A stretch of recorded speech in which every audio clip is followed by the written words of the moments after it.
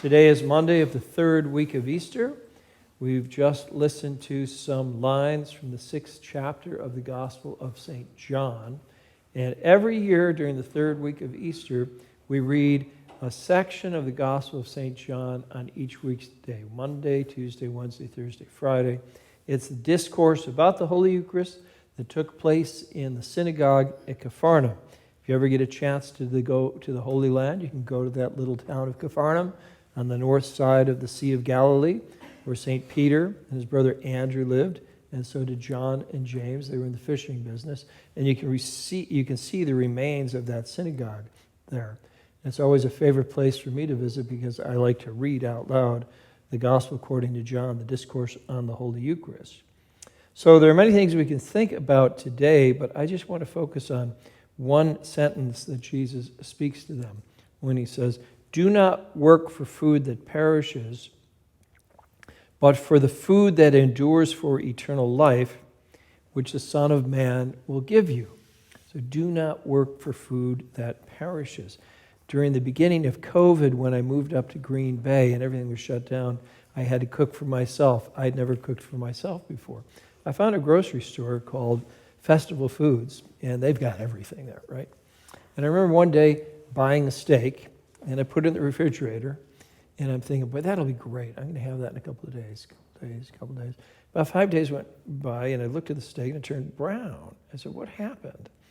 And I found out that's perishable food.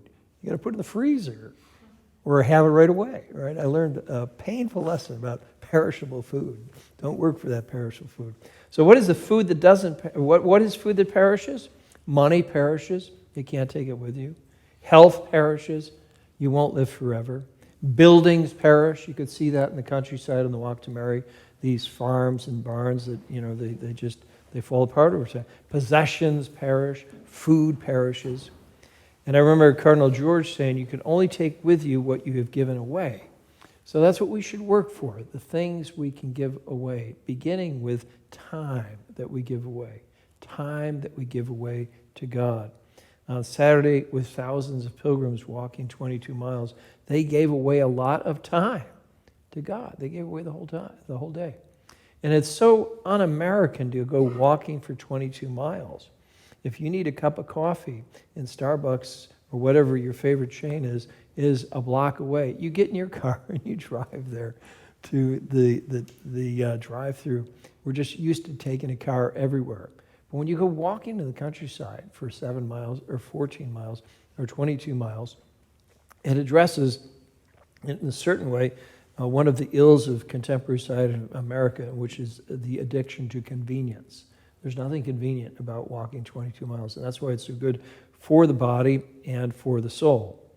Jesus says, do not work for the food that perishes, but for the food that endures for eternal life, which the Son of Man will give you. And what has the Son of Man given us? He has given us himself in the Holy Eucharist. Work for that.